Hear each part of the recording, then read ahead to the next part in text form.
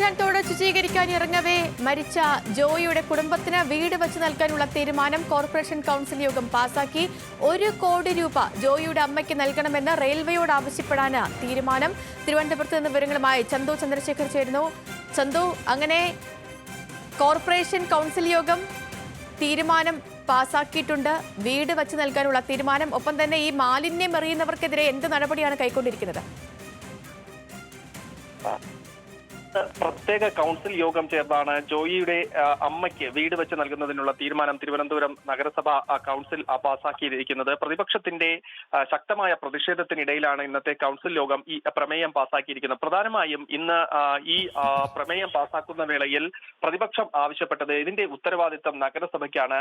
അതുകൊണ്ട് തന്നെ നഗരസഭ ഈ 1 കോടി രൂപ ജോയിയുടെ കുടുംബത്തിന് നഷ്ടപരിഹാരം നൽകണമെന്ന ആവശ്യമാണ് ആദ്യഘട്ടം മുതൽ പ്രതിപക്ഷത്തെ BJP കൗൺസിലർമാർ ഉന്നയിച്ചത്. അത് ഉന്നയിച്ച് അവർ പ്രതിഷേധം ആരംഭിക്കുകയും ചെയ്തു. പക്ഷേ നഗരസഭ പ്രധാനമായും ഇതുമായി ബന്ധപ്പെട്ട് വ്യക്തമാക്കിയത് നഗരസഭയുടെ പരിധിയിലല്ല ഈ കരാർ തൊഴിലാളി, റെയിൽവേയുടെ കരാർ തൊഴിലാളിയായി റെയിൽവേയുടെ ഭാഗത്താണ് ഈ ജോയി ഇറങ്ങിയത്. പക്ഷേ സർക്കാർ ധനസഹായം നൽകി ഇപ്പോൾ ജോയിയുടെ കുടുംബത്തിന് വീട് വെച്ച് നൽകുന്നതിനുള്ള പ്രമേയമാണ് പാസാക്കുന്നത്. ആ ഒരു കാര്യവും നഗരസഭയുടെ ഭാഗത്തു നിന്നും ഉണ്ടാകും. അത് സർക്കാരിനോട് ആവശ്യപ്പെടുന്ന പ്രമേയമാണ് കൊണ്ടുവരുന്നതെന്നും നഗരസഭ വ്യക്തമാക്കുകയുണ്ടായി. പക്ഷേ പ്രതിപക്ഷം അതിന് തയ്യാറായില്ല. 1 കോടി രൂപ നഷ്ടപരിഹാരം നൽകണം. കൂടാതെ മാലിന്യ നിർമ്മാർജ്ജനത്തിൽ നഗരസഭ പരാജയമാണെന്നും അതുകൊണ്ട് മേയർ രാജിവെക്കണമെന്നും ആവശ്യപ്പെട്ട് ഈ പ്രത്യേക കൗൺസിലുടനീളം പ്രതിപക്ഷത്തു നിന്നും BJP കൗൺസിലർമാർ പ്രതിഷേധമുയർത്തിയിരുന്നു. ഇതിനിടയിലാണ് ഈ പ്രമേയം പാസാക്കുകയും ജോയിയുടെ കുടുംബത്തിന്, ജോയിയുടെ അമ്മയ്ക്ക് വീട് വെച്ച് നൽകുന്നതിനുള്ള തീരുമാനമെടുക്കുകയും ചെയ്തത്. പക്ഷേ ഈ പ്രതിപക്ഷം ഉന്നയിച്ച ആവശ്യം അത് ഭരണപക്ഷത്തെ കൗൺസിലർമാർ തന്നെ നഗരസഭ കൗൺസിൽ ഉന്നയിച്ചു. 1 കോടി രൂപ നഷ്ടപരിഹാരം റെയിൽവേയോടാണ് ആവശ്യപ്പെടേണ്ടത്. കാരണം റെയിൽവേയുടെ കരാർ തൊഴിലാളിയായി റെയിൽവേ നിർദ്ദേശിച്ച പ്രകാരം ഇറങ്ങിയ അതുകൊണ്ട് റെയിൽവേ തന്നെ ഇത് നൽകണമെന്ന് ആവശ്യപ്പെടുന്നു. ഇതനുസരിച്ച് റെയിൽവേക്ക് ഒരു കത്ത് നഗരസഭ നൽകുന്നതിനും ഇന്നത്തെ കൗൺസിൽ യോഗത്തിൽ തീരുമാനമായിട്ടുണ്ട്. മറ്റൊരു പ്രധാനപ്പെട്ട കാര്യം സേതുലക്ഷ്മി സൂചിപ്പിച്ചതുപോലെ തന്നെ ഈ മാലിന്യ നിർമ്മാർജ്ജനവുമായി ബന്ധപ്പെട്ട് ഉള്ള നടപടിക്രമങ്ങളാണ്. അത് ത്വരിതപ്പെടുത്തുന്നതിനുള്ള നടപടിക്രമങ്ങൾ ഉണ്ടാകുമെന്ന് മേയർ വ്യക്തമാക്കിയിട്ടുണ്ട്. മാലിന്യം ആമേഴഞ്ചാൻ തോടിൽ വലിച്ചെറിയുന്നവർക്കെതിരെ കർശനമായ നടപടി സ്വീകരിക്കും. ഇന്നും അത്തരത്തിലുള്ള നടപടികൾ സ്വീകരിച്ചിട്ടുണ്ട്.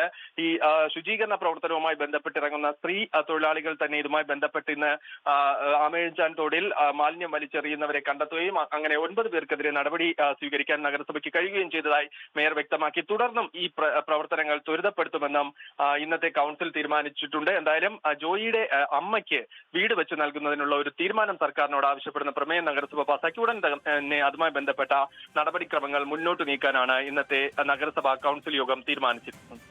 ശരി ചന്തു, എന്താണെങ്കിലും ഈ വിഷയവുമായി ബന്ധപ്പെട്ടുള്ള മേയർ ആര്യ രാജേന്ദ്രന്റെ പ്രതികരണം കൂടി ലഭ്യമായിട്ടുണ്ട്. വാക്കുകളിലേക്ക്. സംസ്ഥാന സർക്കാർ 10 ലക്ഷം രൂപ നമ്മുടെ ഈ ജോയിയുടെ മാതാവിന് അനുവദിക്കുന്ന സാഹചര്യമുണ്ടായി. അതോടൊപ്പം തന്നെ നഗരസഭയുടെ ഒരു അഭിപ്രായം ബഹുമാനപ്പെട്ട മുഖ്യമന്ത്രിയെയും തദ്ദേശ വകുപ്പ് മന്ത്രിയെയും അറിയിച്ചുകൊണ്ട് തന്നെ അന്ന് തന്നെ നഗരസഭ പ്രിയപ്പെട്ട ജോയിയുടെ മാതാവിന് വീട് വെച്ച് നൽകുന്നതിന് വേണ്ടിയുള്ള തീരുമാനം എടുത്തു നൽകും എന്ന് നേരത്തെ തന്നെ സൂചിപ്പിച്ചിരുന്നു.